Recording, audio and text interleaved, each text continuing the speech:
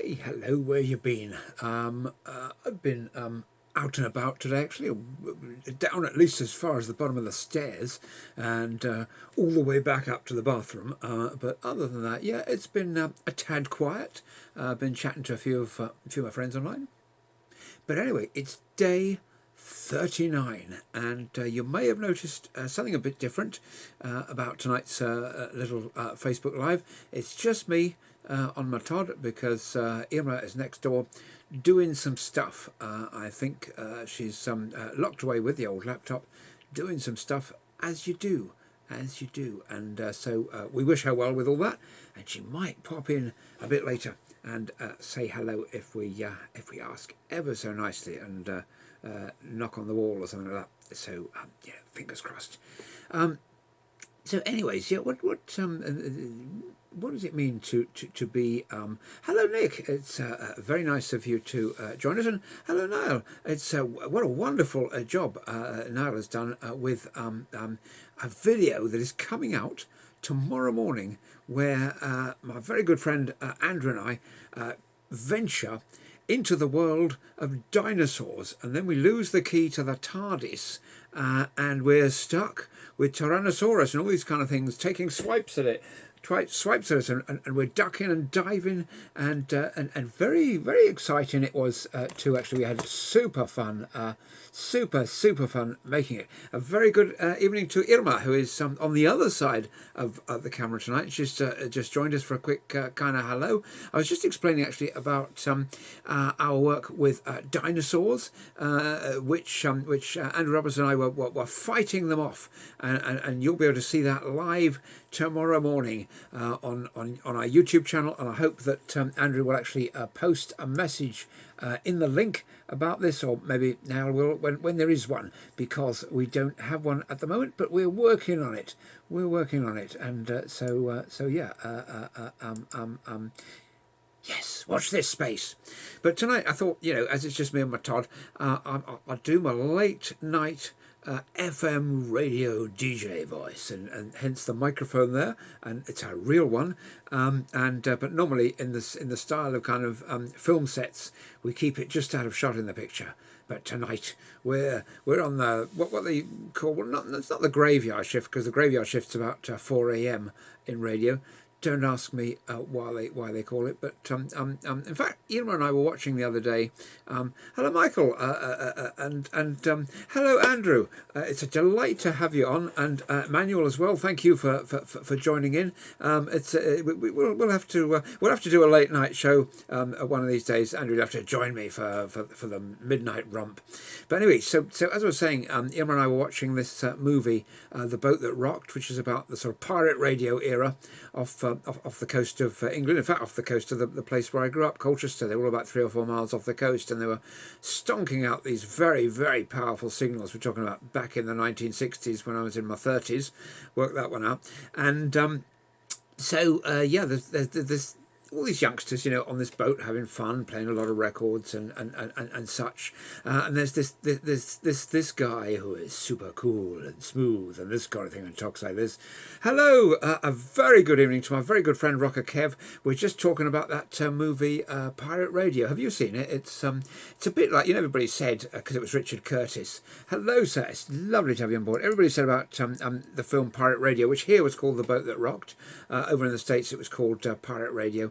And Stuart, it's very good to have you for the second time today. Looking at one of the old videos, bit different this one. This is the sort of larky one, late at night. Talking at the moment about the movie Pirate Radio. It was made by Richard Curtis. Four Weddings, a Funeral, Love Actually, and all that kind of thing.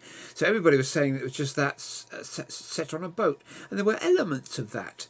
But it also did, it captured that sort of radio camaraderie that was very much in evidence. And today's radio, to be honest, is a pile of old shite. And I'm going to tell you that. It's all programmed on computers. There aren't people sitting there with a microphone anymore, and turntables and all that sort of stuff. And talking about quality stuff, my terrific, very good friend Andrew has just posted this thing that I've been waiting for this all evening, because we had such fun making it, and we survived. I'll tell you, so it's not a cliffhanger ending, because I'm still here and we're recording recorded it a couple of days ago, so you know that we didn't get eaten by Tyrannosaurus. He didn't come and sort of rip my head off, but it's way scary. When I was a kid, I used to watch Doctor Who, and in fact, I watched the very first ever episode of Doctor Who with a guy with a terribly talented terribly talented actor, name of William Hartnell, Bill Hartnell, who, if it had been crap, there wouldn't have been any more Doctor Who. But he was a sort of like a grandfather type figure, and you know, literally, he had these young assistants, and you know, it was a kind of family show. Doctor Who was originally envisaged actually as a history show, because the BBC in London used to like to educate the masses, and so they thought, yeah, we'll have some old geezer travelling around to the Roman Empire and then the ancient Greeks or something, and Napoleon, and meeting them and all that. And that idea actually was turned out later in a very popular TV show called The Time Tunnel, which was a guy called Irwin Allen. Another story for another day. Great show, only ran for one season though. So you know, what was it about Doctor Who? And I tell you, it's the fact that the character can change his face into something else and change his gender now as well. And Daleks, of course. Daleks started life as a pepper pot. You know, I'm crazy when Ian was not here, isn't it? I get into all the geeky stuff. But yeah. So the guy who invented the Daleks went into the BBC designer, and he said, I want something scary. So this guy was having his lunch, so he picked up a pepper pot and said, probably a bit of a Mickey take. He said, this do? And the guy said, perfecto. That's exactly what I'm looking for. And that is the story of how the Daleks were born. Hello, Julie. Thank you for joining us. It's super to have your company this evening. I'm wondering, you see, whether we'll get a slightly different crowd from the normal, because it's a bit later today. So you know, time will tell. But because it's later at night, we can be more sort of bawdy and avant-garde and let our hair down and all that sort of stuff. So yeah, the Daleks, they started life as a pepper pot conceptually. Then when they were building them, it wasn't that long after the Second World War, frankly. Brendan, a very good evening to you, sir. How's things up your way? Thank you so much for joining us this evening. It's a pleasure. I'm not talking about proper tea. I'm talking about Daleks, as it happens, for tonight. And so they have this idea about the Daleks, and then they're to build them. And the BBC props department were very, very, very imaginative. For example, the Doctor Who theme, which is very spacey and everything, and very memorable, was created by a very talented girl called Victoria Derbyshire, I think her name was, and she was moving a key, like the Yale key, up and down a piano string to get that TARDIS sound, and then they slowed it down and turned it backwards and all that kind of thing. It was all about improv. And the old Daleks themselves, those lights on the side of their heads, they were lights, indicator lights from a car, which was called the Morris Minor. And the arm on the Dalek, you'll never see Daleks as scary ever again when you learn this thing. You'll see them as kind of robotic plumbers, because it's a loo plunger. It's the thing you put down the loo to clear the crap. It's extraordinary how legends like that come about. Now Kevin says, I thought it was Davros that invented the Daleks, but no, that's fake news. Fake news, my friend. It was really a guy it was a plumber who invented them, who he doubled up as a car mechanic on his days off, and hence all the bits came together. And I think those knobbles on the side of the Daleks are golf balls or cut in half, or tennis balls or something, and spray painted, but you know. When I was a jock on a radio station, DJ that is, on a radio station called Rock Radio Network, back in the many years ago, so long ago that radio station is now in children's media studies books at school. I mean, how awesome is that? You know, only Napoleon before me got into a children's book at school, and you don't normally do that while you're still alive. Yeah, we had, one of our presenters was Bruce Dickinson, the lead singer of Iron Maiden, although when he joined us he wasn't, and then he rejoined the band live on Rock Radio Network. So those were kind of awesome. You know, if you said to me, what were those awesome days when you had such memorable experiences, you know, that almost compared with spending the night on the captain's cabin at Radio Carolina. Now, Kevin tells me it's Delia Derbyshire. Who's Victoria Derbyshire? Is Victoria Derbyshire somebody famous, or is that just a name that I made up? It's Delia Derbyshire, who did that thing on the piano string to invent the TARDIS noise. But you know, we were very creative, and now you just get some guy on a sampler going meow, meow. It's just it's you know, much more fun. It was much more fun when we used to queue up the records with our little velvet slip mats on the turntables and all that. The tech when I started in radio, trouble at Millhead. The tech on radio was really something amazing. We had these huge reels of tape which were about that big. That we had to thread on all these machines to play all the stuff that we'd recorded. We had the vinyls, and you had to cue them up with the needle and not scratch them and all this kind of stuff. And in a radio studio today, because I plug, I do a weekly show now on Cam FM called The Rock Show, and one or two of you guys watching today watch that. Gaia, how lovely to see you again. How are you this evening? How's lockdown life? That'd be a good title for a TV show, wouldn't it? Lockdown life. Bit of alliteration there. But yeah, I'm talking about how tech has changed, and in a sense it's made these things less fun, because now, you know, all your radio station is a computer screen like this with a sort of menu down the side, and you hit the buttons and all this kind of thing, and where we had to do some pretty fantastic stuff. You can even on some radio stations a DJ will run 2 or 3 radio stations at the same time from the same studio, and while the record's playing, he'll be recording the bit for the other radio station. So he'll go 97.2, and then while the record's on, he's going the smooth, mellow sound of da da da, and the music's pretty crap as well on radio nowadays, and it's hello Anita, I'm having a sort of mild rant today, not one where I go and wave at the camera like that, but I'm just saying how, you know, radio's changed. Radio used to be like a real friend, and I used to listen to the pirate stations back in the 60s. Hello, Mr. Andrew Roberts, star of stage, screen and Jurassic Park 17, which we're going to be premiering tomorrow morning at 10 o'clock on YouTube. It's such a funny thing. This is a real cult show that Andrew and I put together, and it didn't start off like that. It started off as a sort of bit of a fun, you know, educational thing, talking about a few property strategies and this kind of thing, and then we find ourselves in lockdown. So kind of for week number 1, the string between the 2 baked bean cans wasn't long enough to for Andrew to join me. So I did it on my Todd in this very room, sitting at this right spot here. Week number 2, can't remember, for some reason I couldn't do it. So I tell you, don't tell anyone. We actually repeated one on week number 2 of lockdown. But then thereafter, there's this tremendously talented guy called Niall, and he's a super boy, and he steps into the frame, and you know, Andrew goes like, can you do a green screen thing? And I actually bought myself a green screen so we could do this. In fact, for the first one I didn't. I was standing in front of a wall, just a whitewashed wall, and that didn't work very well. So I got myself a green screen, and then Niall used his editing device to sort of add stuff in the background. Kevin, it's nice to see you for the second time today, sir. I'm rabbiting on today about this and that, and I'm talking about these videos that I make with my very, very good... Now, Andrew Roberts there are some Bonnie and Clydes in property, and there are some Jekyll and Hydes and Billy the Kids and all kinds of people in property who shouldn't really be in property, but Andrew is like, you know, Pope John Paul the 16th, and he really belongs there. He's a guy of fantastic integrity, and he's very honest, and you know, people like that are the kind of people that I have on the show here, and it's nice. It's like a sort of trust mark, you know, and also, as a little aside, Andrew happens to be one of the nicest fellows I've ever met. So big thumbs up to my very, very good friend, Andrew Roberts. And, oh, right, we have latest news in...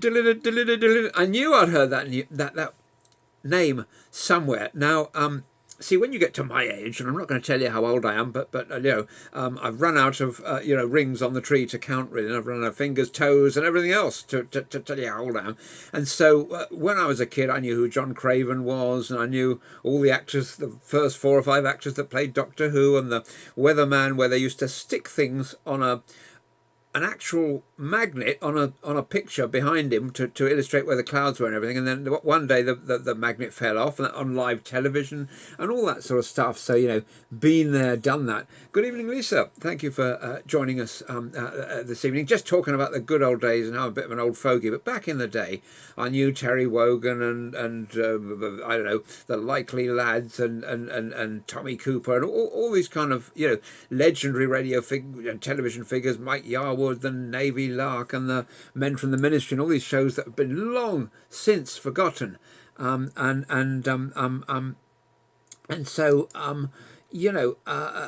didn't know mea culpa for not knowing that Victoria Derbyshire, I knew I'd heard the name, is a current journalist and broadcaster. She presents the BBC's morning news and current affairs. You see, I have to ration the news at the moment because it's all this pretty heavy. I mean, the news is never kind of that jolly to start with, but with these little spiky footballs floating around in the air and people breathing them in and everything, it's going to be about that all day long, and we don't want to talk about that. We want to sit here in our literal Anderson shelter, because this is just a blue screen. You see, I'm in a World War II Anderson shelter with a wind-up gramophone with Vera Lynn going, "We'll meet again," and the Prime Minister coming on the radio going, "This is the BBC from London, Alva Liddell, and here's the news." And so that's where we really are. But we're pretending that we're in the 2020s during another kind of lockdown,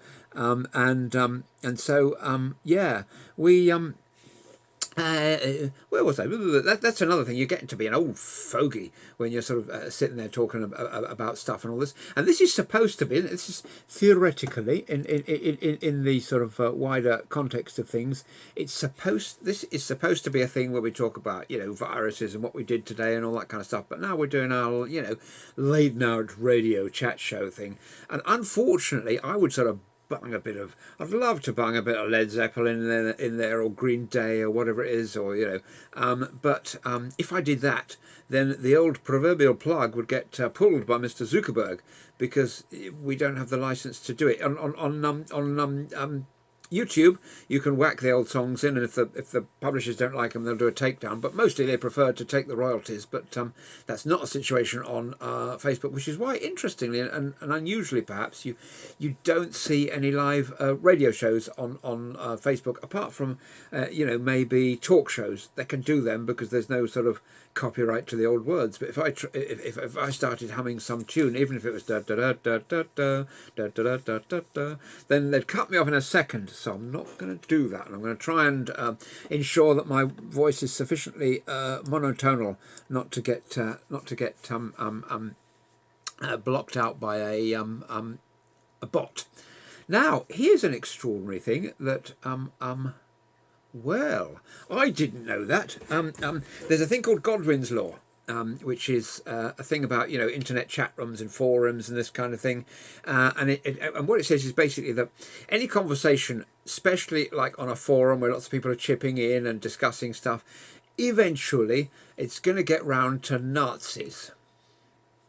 And that is a thing called Godwin's Law. And I haven't got Irma now to kick me under the table today, so we're going to have a little chat about Nazis, as you do. I'm not going to do the kind of John Cleese thing that he does in Fawlty Towers, the episode that didn't make it to one of our European partners, which only showed the other 11. But Rocker Kev tells me the fascinating tale that the Daleks exterminate were meant to have been modelled on Nazis. I didn't know that. So next time you see a Dalek, look out for an insignia on its arm or a sort of spiked cap. But they didn't have. I tell you, they got it wrong because they didn't have the leather boots that they could click together. But that may be a stereotype. And let's not go any further, because we're not trying to get taken off the air on this show, and we're skating on thin ice tonight with our copyright and our talking about dictators and such like. Speaking of which. Maybe Kevin or somebody else knows the answer to this. What's happened to Kim Jong-un? Because I've heard all these sort of rumours and stuff, and then, mostly from the journalists who say the CIA are looking into it, and then South Korea says, no, he's fine, but it's not actually their country, so how would they know? And I think the last time he was away, he sort of suddenly popped back just unexpectedly after a sort of 6-week absence or something, so he's probably doing some jet skis or perhaps a bit big from that, but Kim Jong-un is pretty. I mean, I don't want to be disparaging about the good old supreme leader, but he's a bit on the big side. And one of the comorbidities, if you saw my video with the wonderful Dr. Mike, who occasionally comes back and does things. At the moment, we're doing things about coronavirus, but Dr. Mike is one hell of a fun guy. And if you look at his actual YouTube channel, he does these extraordinarily geeky things. One of the things he did, he dismantled a radio mixing desk, exactly like the one that I use here to do my rock show at home, but his was a bit bigger and he's poking around, so that's geek heaven. But the best one he did of all, the sun is made up of hot gases. A very good evening to you, Cal. Thank you so much for coming back for a second time. And hello, Colin. There's no Irma with me tonight, but that is because she is next door working. She will probably pop in a bit later and just give us a very quick wave, which would be ever so nice. So I'm talking about my super geeky friend and a lovely guy, Dr. Mike. And when I say geeky, I mean this in a very complimentary fashion. So Dr. Mike, in his microwave oven, made a video of how to create plasma like you would find in the sun, this little hot ball of gas. Obviously, it's so hot that it would just go straight up through the top of the microwave and through and take out all his dentures and make a hole in the ceiling. But he just created it for an instant, and it was very impressive. So I will post a link to Dr. Mike's plasma experiment later. So, when this lockdown is over, I'm going to try and persuade Dr. Mike, he doesn't know yet, to do regular videos with me about all kinds of, like geeky random stuff. But for now, when we get him in once a month or something, I'll just say, how's Corona going? And with my DJ hat on, there are two songs that sound like, two songs that sound like the current pandemic. One of which was by The Knack, and it was called My Corona. It was actually called My Sharona. And the other one, of course, was number one in the charts. It was by Dexy's Midnight Runners, and it was called COVID-19. And this moment, I thought everything. Come on, Eileen. So that's today's random stuff. We need Irma in the room, don't we? Because when I'm on mine, I go a bit loopy. But that is just the late night. I should do the proper late night radio DJ thing, wouldn't I? If we're doing late night radio DJ, let's see what we can find under the table here. And what we got here, we've got your genuine rock and roll radio DJ mic, so I can really sort of look the part, which has got to be a good old thing there now. And I nearly knocked us off the air pulling the mic up because I nearly pulled the cable out of the modem. Now we're listening to the smooth and sulky sounds of 97.2 The Rock. That's how they do it. If you could have a radio a microphone in a radio studio, it would look very much like that. And again, a sudden thing happened that it's. Oh, and hello, David. Thank you for joining. And hello, Sarah. Hope you're enjoying my wittering tonight, which I do normally with my missus every night.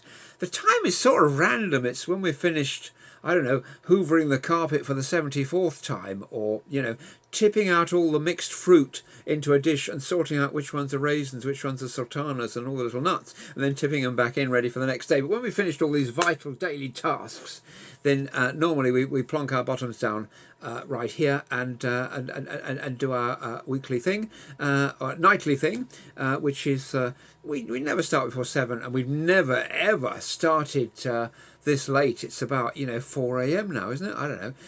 When I used to work at the old BBC, when I started there, they didn't start you on Radio 4 and all that kind of stuff. They started you at the very nice and back in the day, it was in a place called Bush House at Aldwych in London. It was the BBC World Service. This is London, 18 hours. Here is the news. That place. And they also had about 40 different language sections. So even though back then, this was in the sort of 1980s, there was one country called Czechoslovakia. There wasn't Slovakia and there wasn't the Czech Republic, but they had separate programs in Czech, in Slovak, in Poland, Polish, Hungarian, Latin American, all around the world. Working there, one of the things about that, it was a 24-hour operation, and there must be a lot of outfits that do run 24/7. Obviously, radio is kind of one of them, really. And so the canteen there, didn't have windows, and the club, the BBC club, where you could go for a little tipple after work, or not, preferably not before work, that didn't have windows. And so most of these places were in the basement or whatever. That building isn't owned by the BBC anymore, so there were any tenants anyway. They're gone now. Inland Revenue and the BBC were there, and both have moved on to pastures new. And I think it's UCL that's there now. It's certainly one of the, or the LSE, well, certainly one of those from around there is now the tenant. And people like me are in glass cases, and you can just see how it was. But anyway, yeah. So in that 24/7 kind of environment, you would sometimes be having to have a little snack at 4 a.m. It's kind of pretty weird, really. It was terrible. The night shifts. Don't get me going about night shifts, because the night shifts used to start at 10 p.m. and you'd work through. You'd do your 10 hours. Oh, Carla, you're so lovely. You're my favourite person in the whole world. Yeah, I'm doing my late night radio voice here, because Ian was not here. So I just thought all I've got is my microphone for company, and the microphone is very pleased tonight because normally the microphone isn't allowed in shot. It has to just sit at the side, which must be quite boring for it. So and like here we are. So yeah, this 24/7 BBC thing. And I like most of the shifts. I didn't really like the early shifts. The early shifts meant getting up bloody early, and you'd start work at 7 or something like that. Then the late shifts were great because you'd go in at 2 p.m. and finish at 10. The killer shift was the night shift, where you'd start work at 10 p.m. and people who work in hospitals, post office, sorting office people. A lot of people do work night shifts. Milkmen, I suppose, just work early shifts. We have milkmen in our street here, but anyway, that's another story. But in this 24/7 environment, I'd be finishing my shift with breakfast. So breakfast would be supper, your baked beans and sausages and egg and stuff and chips and all that. A very good evening to Renee. Thank you for joining us this evening. Hello, Paul, my very good radio friend that I haven't seen since probably 1981 or 1982. And Paul, and hello, Subhash. Paul used to have this a show, which was the most wonderful thing. So now that he's on, I've got to mention this. It was a absolutely innovative thing, and there was a show which I think is still going today. Although, having said that, I didn't even know who Victoria Derbyshire was a few minutes ago, but I think this show's still going today, and it was called Desert Island Discs. It was created by this fellow called Roy Plumley. He did it for ages. I think, did Michael Parkinson do it for a while? I don't know. Then Sue Lawley did it for a while. Lord knows who does it now, but my friend Kathy used to be the producer for a while. But anyways, this fella Paul, a terrific guy who used to do this. We used to work at this radio station I used to work on back in the. I started on that radio station, my God, in 1975 or 6. So you can see Paul and I go back a long way. HRC it was, and I made some jingles. I was a bit of a lad back then, and I used to like my razor blades and my sticky tape and everything. And I was working with another guy called Paul on that station, and back then, it was these American radio jingles were quite fashionable. The ones where they go, "The fastest thing in the air," do, and then they play the Partridge Family or the Beatles or whatever. Hello Sanjeev, thank you for joining us this evening. So yes, I was talking about radio and jingles and that kind of thing. So so Paul, my very good friend Paul Diggins, and we are very good friends, because there's some friends you don't need to see every week, and you can connect with them after 20 or 30 years, and how long is it from 1982 to now? Nearly 40 years. And Paul messaged me the other day on Facebook, and we turned the screen on. We had a lovely old chat. It was like we'd never, it was like we just sort of popped out for a coffee or something, come back in, and Paul had this very, very clever idea, and I hope it's all right to kind of spill the beans, Paul, of doing this show which he did, which was called Mersey Island Discs, because as I'm sure I've mentioned before, I grew up in this place called Colchester in Essex. So it's the coastline, and just off the coast there's this island called Mersey Island, not spelt the same as the place in Liverpool. But the feature of Mersey Island is a reasonably big place. It's got 2 beaches and a lot of beach huts and all that kind of thing. I think a few people live there, I can't remember. But the key thing about that place is that there's a long road where you drive there, and for about half the day that road is used by cars and such like, and for about half the day it's underwater. So it's quite a thing. And so hence Paul had the extremely witty idea of running a show on this small station, which was a not-for-profit station, so it was okay, and he called it Mersey Island Discs. And the great Roy Plumley, who presented that show up until 1985, and so all the time when I was a kid, actually wrote Paul a letter, which to say, hey, good on you, bro, keep it up. I'm not sure it was quite in that tone, but he certainly did establish that the show was allowed to continue with its charitable nature.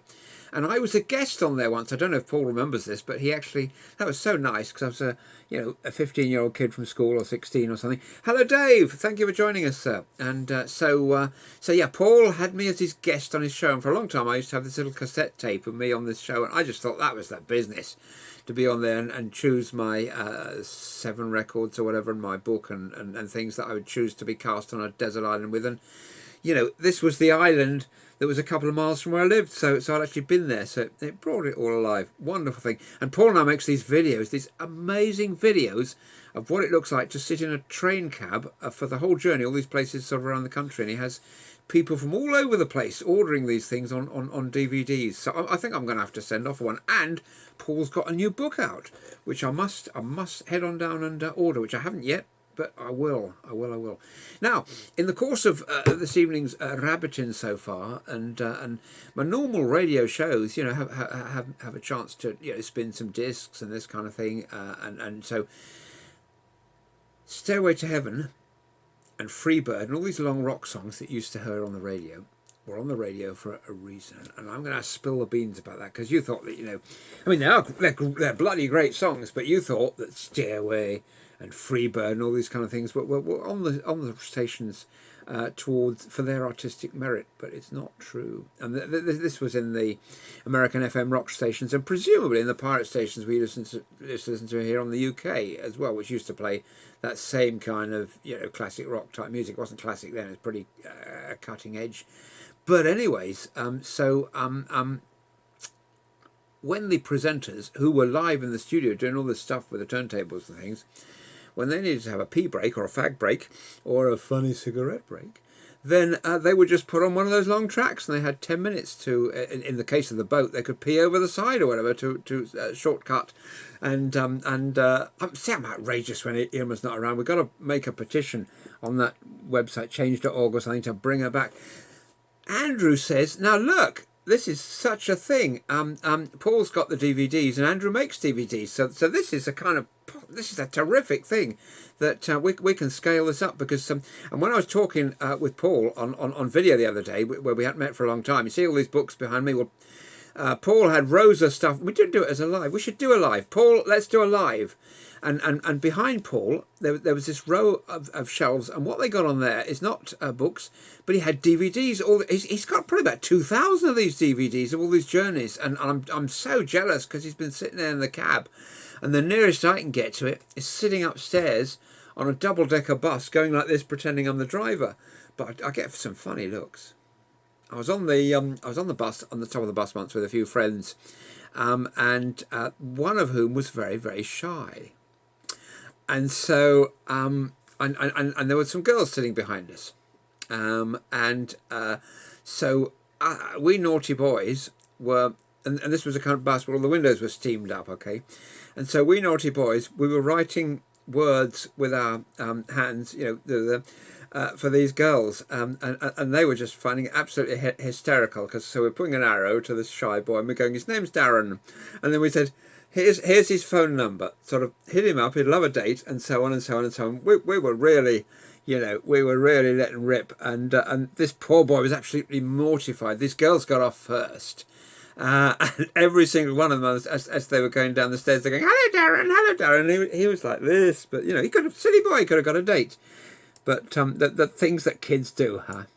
Anyway, some of this, a bit of a recap, and it's wonderful to have Kevin on here, because he does so much research. He researches stuff on the old rock show as well. Train discs. I didn't know that are very popular on Blu-ray. I did not know that. Gianni, welcome aboard. Andrew as well. Hello, it's good to have you with us. We're having the late night rabbit with David. We're doing that the old Facebook Live, and you can probably see that I'm actually a bit more alive late at night than I am when I do the earlier ones, because I'm a late person. Anything, man, before 10 a.m. it's just off the menu. We don't do mornings. Well, Irma does. She gets up in the morning and she's busily doing stuff, meditating and all kinds of stuff as well, which is probably the best done when I'm asleep, because I'm a noisy old bugger, to be honest. But my day doesn't start before noon, and there should be a law that says that nobody has to get up before noon if they don't want to. Some topics that we were talking about earlier, and so all the clever stuff that I say on the Rock Show, but don't tell anybody, because people say lovely things about this, but it all comes from Kevin, who calls himself Rocker Kev in his radio inclination, and Kevin and I have been friends for about 20 years because of all the radio things I've been involved in, and he's a real super guy. So Kevin says, first of all, about what do they call him, the Supreme Leader, Kim Jong-un. He hasn't been seen in public since April the 11th. That's a pretty bloody long time. So the rumours are that he's gravely ill or dead. He may possibly have had heart surgery. I hope he had that first. If you get my drift, I hope he had the heart surgery first if he's dead, because it wouldn't make sense to operate on him subsequently. Now, Desert Island Discs. Let's see which ones we know. Roy Plumley, 1942 to 1985. Has it been on that long? 80 years, my goodness. He was the guy who devised the show, and he was the guy who was on all the time when I was a kid. Michael Parkinson, he was on there, 1985 to 88, a fairly short stint. Sue Lawley, 88 to 2006. When I was on at the BBC working on Radio 4, I did a couple of shows with Sue Lawley, and we were doing it in this studio on the 8th floor, which I think was called something like 8A or whatever, but I can't remember it precisely. But it was in the old broadcasting house, the bit that's still there with a little area at the front at Oxford Circus, and it was on the top floor. And there's this geezer on the roof going bang, bang, bang, bang. And Sue Lawley, God bless her, was very kind of patient about this. It was a recording, so the only bits that we needed to... The guest comes in, and we play the records and all that kind of thing, but the only thing we actually need to record that day is the actual interview between a presenter and guest, but they do record it as live in the slot. But every time the microphone would come on, it's a recording, so you could stop, boom, boom, boom, boom, boom, boom, boom. And back in those days at the BBC, you used to have a thing like I think it was called a stop knocking chit or something, which wasn't about not getting somebody pregnant, to use the colloquial slang and things. This was about a builder. You could give the builder this chit, and then he was allowed to go off for an hour and have a cup of tea. It must have been a great job in the 1970s and 80s working at the BBC as a builder, because most of your time you'd have spent being paid to have a cuppa.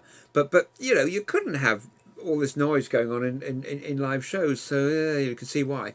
But anyways, in the studio cubicle, we're all pulling our hair out because this guy was a particularly noisy builder. He must have been retiling the entire roof while we're trying to record this Desert Island Discs with good old Sue Lawley, who is a lovely lady. And then the most extraordinary thing happened about 30 minutes into this show. Hello, second Andrew. Thank you for joining. So I actually said hello to you. So I've said 3 times hello to an Andrew, but there are only 2 Andrews watching. But anyways, so Sue Lawley just did what is almost a sort of statesperson-like thing. There was a trapdoor into the roof, and the workman's ladder was there. So Sue Lawley climbs up this ladder. He must have got the shock of his life, because I think she was newsreader or something at that time. She pops her head through the trapdoor and says, "Hey, say, excuse me, old boy, would you mind?" She doesn't talk like that. She said, "Would you mind keeping it down for a bit?" I mean, what an amazing... And the rest of that show was as quiet as a mouse, and that guy certainly had something to talk to his mates about in the pub that night. Then Kirsty Young, I know who that is. She did it for quite a long time. We're talking about the TV show radio show, Desert Island Discs. And then Lauren Laverne, who I have no idea who that is because I'm an old geezer and I'm waiting for Kevin to tell me.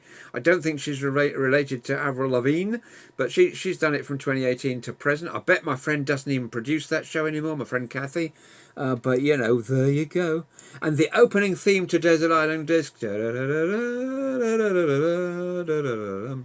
one, which they've had now for a long, long time. I don't know if they had it since 1942, but that would be a heck of a long time. The opening theme is By the Sleepy Lagoon by Eric Coates.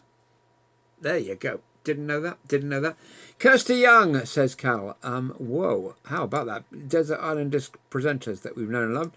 Now, Andrew, every DVD you make for Paul, you're going to have to give me some commission on that. It'll be 5p, mate, because for making the introduction, that's the introductory fee. I'll tell you a story about my dad, actually.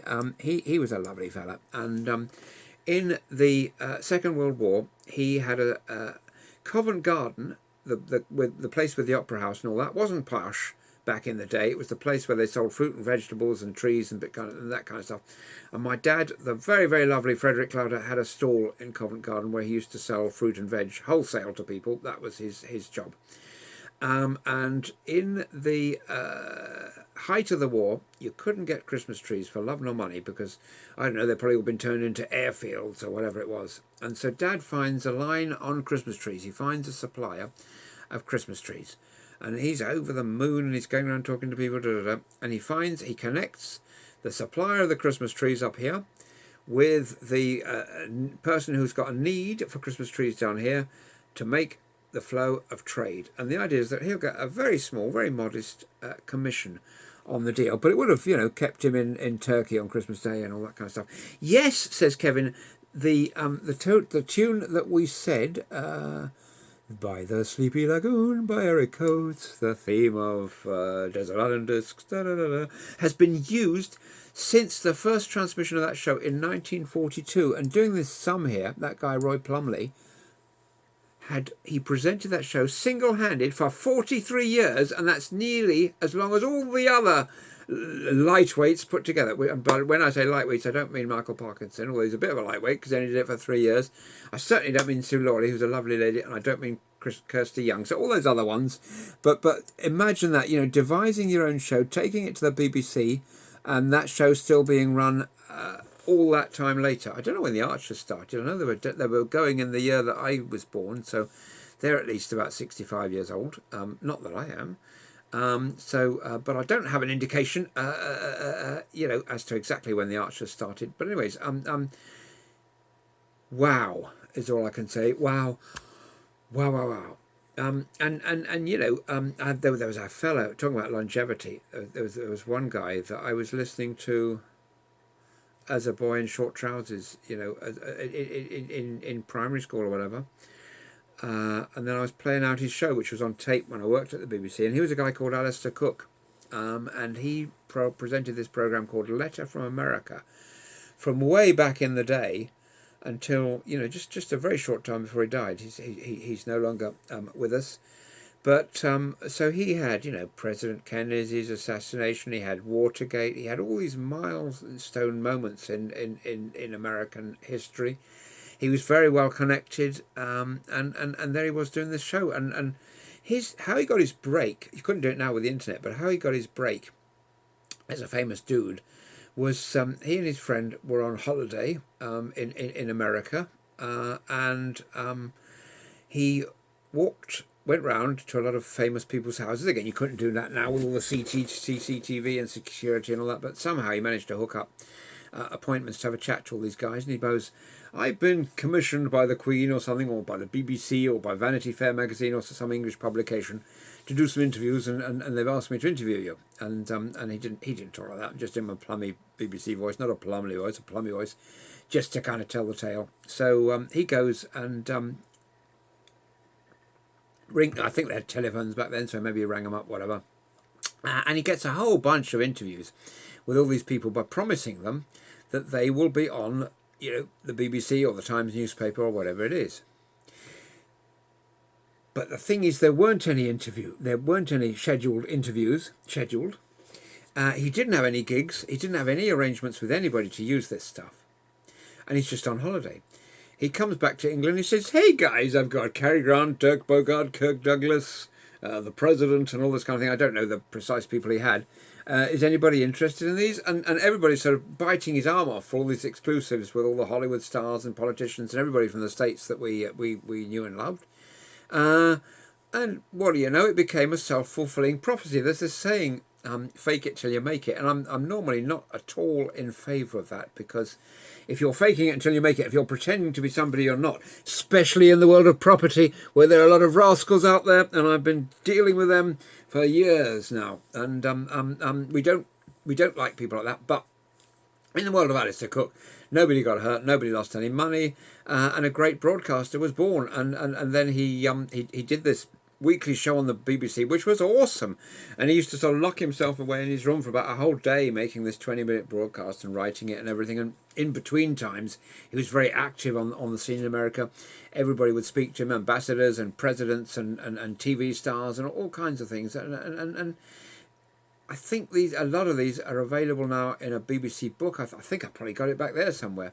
And you know, they were some of the best radio shows ever made in terms of journalism and interviews and that kind of thing. Obviously not in terms of the kind of stuff I do, where the best guy was... still got to say who the best guy was. It's a toss-up, actually, between the very legendary Kenny Everett here in the UK, who was on a pirate station called Radio London, which broadcast from a minesweeper, an American one with a great big aerial on, for about 4 or 5 years, and then he went to the BBC and blah, blah, blah. He was very funny, and he was just totally off the wall and totally wild. But the other good one was the guy called Wolfman Jack, who used to speak a bit like this. "Hey, babies, this is the Wolfman coming at you, and I don't know how he managed to do this, and he must have got a terrible sore throat because he used to talk like this all the time, but only when he was on the air." And can you imagine listening to that kind of thing for hours and hours and hours? The Wolfman, he was an absolute legend, and he was just, he was a bit of a cheeky bugger. So he was only small fry, and he tells this story in one of his last ever interviews that he did, which I think is on YouTube somewhere. So there were these radio stations called the Border Blasters, and back in the day, I mean, you know, we used to listen to now we got FM, we got internet stations, we got Spotify. We used to get our fix of music on AM radio, which sounds a bit like this. And that's how we heard the Beatles and the Stones and the Who and all that sort of thing for the first time. And so he's on this little urban station, you know, doing his thing. Not urban in the sense of urban music, because he was a guy. And so then he hears about this. I can't remember. I'm going to need some help, Kevin, because the song "Heard It on the X" by ZZ Top is about one of these stations, the like of which Wolfman Jack worked on, but I can't remember their call sign. It's very, very famous up to all my friends living on the other side of the Atlantic. So if you were able to Google, I don't know, Wolfman Jack and Heard It on the X, it would tell you the name of that radio station. Otherwise, we'll have to do it tomorrow. But anyways, so this radio station, which was in Mexico, just south of the border with the States, was the most powerful radio station that had ever been built in North America. The Soviet Union had a slightly more powerful one over here in Latvia, I think it was, but that one was very, very, very powerful. I think off the top of my head it was either 200 or 500,000 watts, which is one heck of a lot of light bulbs, you know. And the generator room for that radio station is enormous. It looks like a sort of power station that could power a small city, you know, that sort of thing. And so this was a really big deal, but the owner of this station was a bit of a kind of twisty guy, and there was a lot of money in those days in these religious broadcasters who would say, "And the Lord says, oh, gird thy loins and pay thy $10 to let these broadcasts continue." And you know, there are plenty of legitimate religious people. There are plenty of religious broadcasters who are good, and you know, religion's a great thing, but some of those guys turned it into a bit of a business. Some of those, they call them televangelists. I suppose they must have been radio evangelists. But anyway, so this guy builds this huge transmitter in Mexico, gets the okay from the authorities and everything, big aerial, blah, blah, blah, blah, blah, in the middle of the desert. And then he goes around to all these American radio preachers and says, look, I can get your show on right across the states, coast to coast. And they're going, hey, where do I sign? And they all gave him a lot of money. Each of them gave him $1 or $2 million in today's money. You know, he said, hey, you can have you can be on the air forever, which obviously wouldn't have been the case because this station was in the desert, so it needed to be powered by a lot of diesel or oil or whatever. So it was very expensive to run. There was a little clause in the contract. Always read the contracts carefully, which said, you know, this will be yours for the taking, and you'll have infinite broadcast forever, unless of course there's force majeure, or like if the government comes to close it down. So he was such a naughty rascal because this was kind of part of his wicked plan, that the government would. And there's some more information from Rocker Kev about Wolfman Jack, which is fantastic. And you'll have to look up a picture of him as well because he was a real rascal, and there are a load of records about him as well. But anyway, yeah. So I'm just gonna see if I can find. I wonder if I've found the actual call sign. I think I have. It was the X was XERF. That was the name of the radio station. So now I'll be able to sleep tonight knowing that information. And Kevin tells me, see, it's teamwork. It's all like teamwork. I found XERF. Kevin tells me that the Wolfman, because that was his call sign, he recorded his shows in Los Angeles and shipped the tapes across the border into Mexico, where then they were beamed coast to coast across the states. So what a fella! But anyway, so this owner of this radio station, and he was a bit on the fiddle, shall we say? He can't sue me now because he's dead. So he deliberately fell behind with paying his taxes to the Mexican authorities, so that they came and closed the station down for not paying their council tax or parking permit or whatever.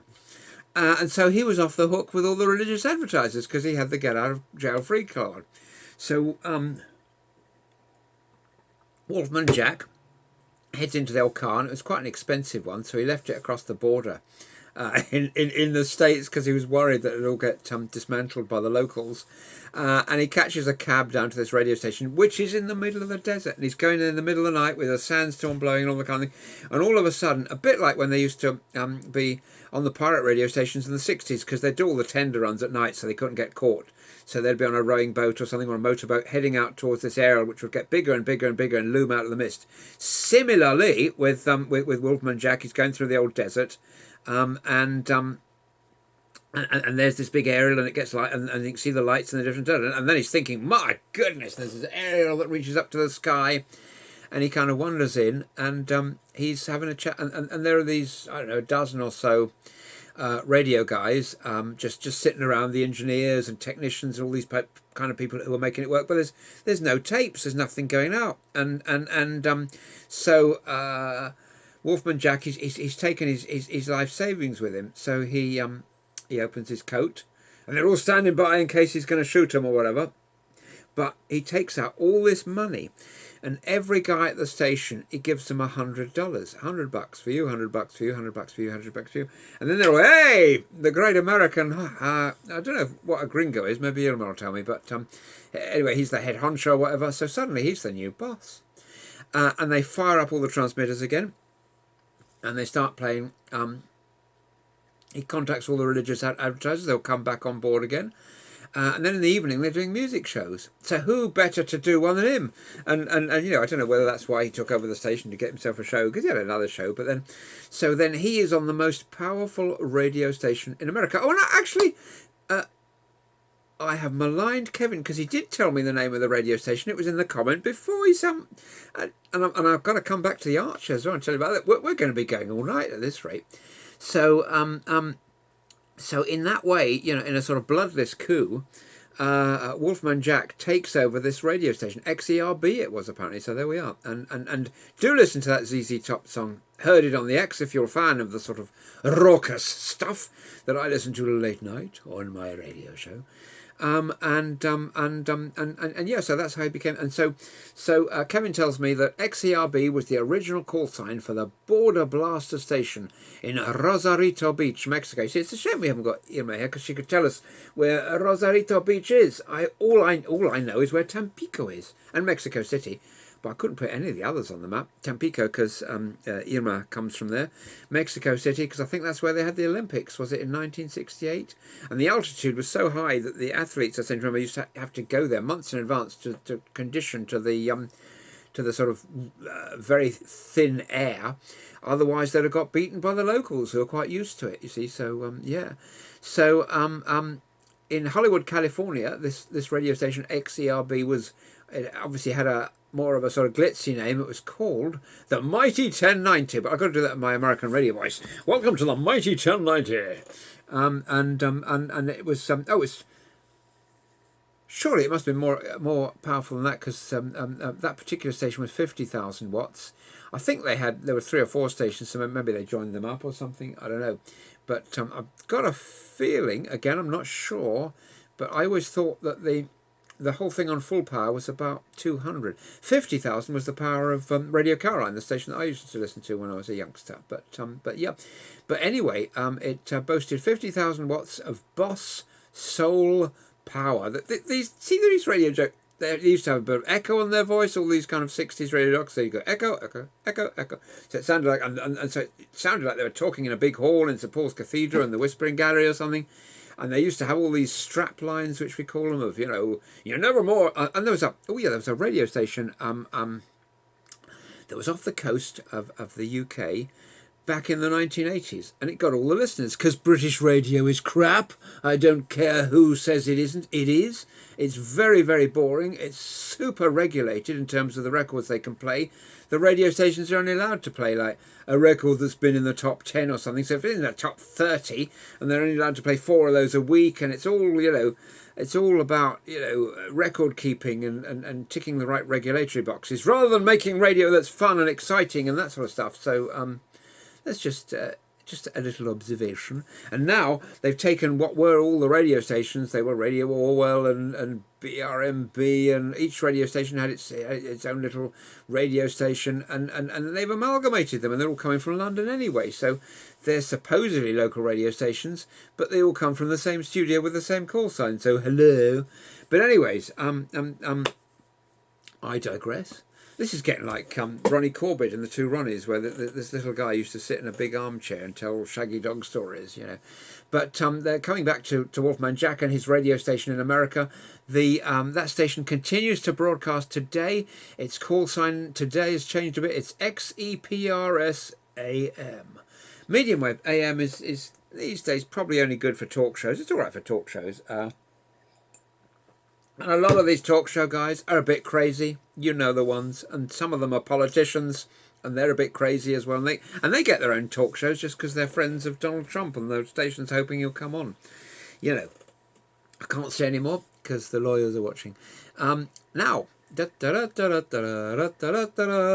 The Archers, and that is the world's longest running radio drama. There were 5 pilot episodes broadcast in 1950, which is extraordinary, because I thought you have one pilot episode and then the network says, yeah, yes or no. So they obviously took a long time making their mind up on that. Another parallel with that is Star Trek, the original series of Star Trek, which is very, very good. The sets are wobbly, and William Shatner can't act, but that's not the point. The scripts are just wow. And it was so shameful to work for television back then, that Gene Roddenberry, who came to Hollywood as a traffic producer with no ideas far above his station, creator of Star Trek, he kind of manages to sell this idea to the studio. They make a pilot, and the studio says, no, we didn't like it. And the studio says, but tell you what, make us another one. I mean, how awesome is that? And that's how the Star Trek TV show was born. And Leonard Nimoy, I think, was the only, Mr. Pointy Ears, was the only guy who was in that pilot show. And then I think they changed most of the cast after that. But Leonard Nimoy, if you ever get to see the pilot show of Star Trek, he's quite a jokey Mr. Spock, and he's kind of pretty normal. But he he developed that dead fan later on in the game. But anyway, coming back to the Archers, how do these topics, tell me, how do these topics jump about all over the place? I don't know. But anyway, so there were 5 pilot episodes of The Archers. They were broadcast in 1950, and the first episode was broadcast nationally on national radio on the 1st of January 1951. There are currently 6 episodes a week, and 19,217 episodes so far as of today. The programme originally centred on the lives of 3 farmers, which I remember. There was Dan Archer. There was a guy called Walter Gabriel, whose catchphrase was, "Oh, who are me old pals, me old beauties?" He used to say that all the time. Dan Archer farmed efficiently with no cash. Walter Gabriel farmed inefficiently with little cash. And there was George Fairbrother, who I don't remember, so he must have left the show by the time I listened. He was a wealthy businessman, farming at a loss for tax purposes, which you could do back then. And how about that? And when I listened, Dan Archer had been joined by his son Phil Archer, and there were all sorts of other characters as well. I think there might have been a character called Zebedee. I'm not sure, or maybe that was the Magic Roundabout.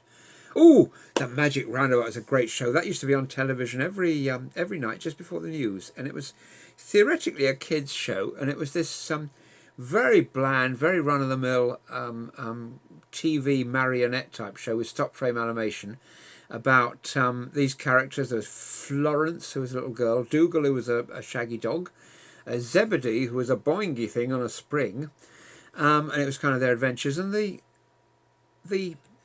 TV show that came out of France was pretty crap, and really you wouldn't give it the time of day. And the BBC hired this fella called Eric Thompson, who was actually Crusher, rock hard, rock heavy, rock animal. And here am I talking about the Magic Bleeding Roundabout. Sorry, what can you do? But anyways, this really boring as hell. That made him a laugh next time. This boring as hell TV show from France, The Magic Roundabout. This Eric Thompson. This was in the time of flower power and everybody's very trippy and all this thing. Eric Thompson is Emma Thompson's dad, Emma Thompson the Thesp. Who went to Newnham in Cambridge here and studied, and then made a lot of movies with people. So Eric Thompson, his brief is just to write their screenplay in English, but he turns it into something completely wacky with an extraordinary cult following.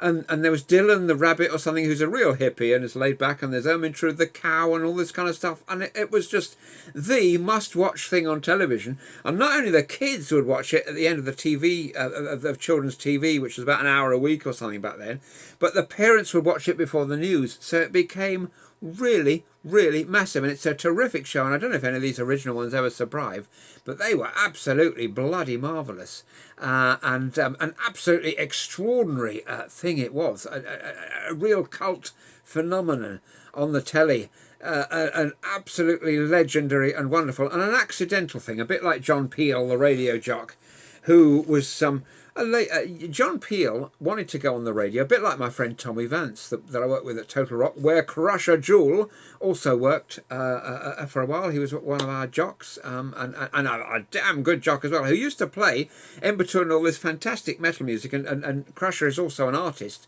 and he's done all this artwork for Aussie albums and all this kind of thing. Super switched on, and he's been on the stage announcing all the bands and all this kind of thing as well. But then on his show, his trademark little thing was to play a little snatch of the Carpenters at the beginning, and that is real style before getting into all the heavy stuff. So and where was I?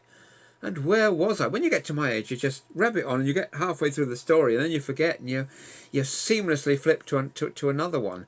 But yeah, we were talking about Magic Roundabout. Yeah, there's a CGI version of Magic Roundabout that came out a few years, and just as they ruined Bob the Builder with CGI, they completely destroyed the Magic Roundabout with a lame CGI pile of old tat that completely misunderstood what that show was about, and it was an aberration on the face of the world. And if I ever met the person who made it, I would strangle them on live television, or if I'd met them and it wasn't live television, I'd just strangle them anyway and be led off to prison in cuffs. And I'm only joking before anybody reports me for incitement to take down 5G masts or whatever it is. But no, it wasn't a good film anyway. But we shouldn't don't try this. Don't. Okay, so the do's and don'ts. Don't drink bleach. Like POTUS said, don't. A friend of mine took the mickey out of that something mercilessly the other day because he said, well, what we've got to do now for this virus is we'll each of us swallow a mouse whole with a little dustpan and brush. We'll go through our lungs and sweep them. But so what do? We don't drink bleach. Don't attack people physically, even if they make crap movies. And I'm sure there must be a third one, but I can't think of it right now. Don't swear on live radio. I'm not sure whether we can swear on YouTube. It would probably get taken down as well, but I don't know what the rules are. Interestingly enough, the rules for radio are really, really locked in because they assume, I don't think the kids do that anymore. I think they're not even on their Nintendo Wii anymore because that's obsolete, and they're not on their Xbox 360. So they're on some kind of gadgets playing some sort of interactive stuff at night. They're not sitting there listening to the radio under the pillow. But just because your politicians, who are all 97 now, used to do it when they were young, they think that's what kids do. But the result of that is this legislative hangover where naughty words are not allowed on the radio, even at the time 9 o'clock, whenever it is, when they are allowed on television. So we would still get a beloking from our bosses if we said a bad word out at any time of the day or night. So big 12-foot letters all around radio stations saying don't swear. And rightly so. Well, thank you so much for your company tonight. It's been an absolute blast, a real privilege to have you with us. I think if we ask ever so nicely, there's every possibility that my beloved will join us tomorrow, Irma. But it just leaves for me tonight to tell you one thing and one thing only. Kevin says that wow, in Bournemouth, the Bournemouth University Student Bar, which is called Dylan's, is named after Dylan the Rabbit from Magic Roundabout. And not many people know that, and as Michael Caine used to say, and I'm one of the people who didn't know that. So you see, if you listen to this every day and you turn in your dial and you join us for this, you'll learn all sorts of useful stuff that might come in handy in pub quizzes from time to time. But anyway, and this is what I've been building up to really ever since the show started. At this point, we're about done for the day, so it just remains for me to say, in the immortal words of the Boingy character Zebedee, who had he looked like a tomato with a big moustache and a spring up his bottom. I think that's the good way to describe Zebedee. But in the immortal words of Zebedee from the TV show Magic Roundabout, and I leave you with these words tonight, and thank you very much for your company. Time for bed.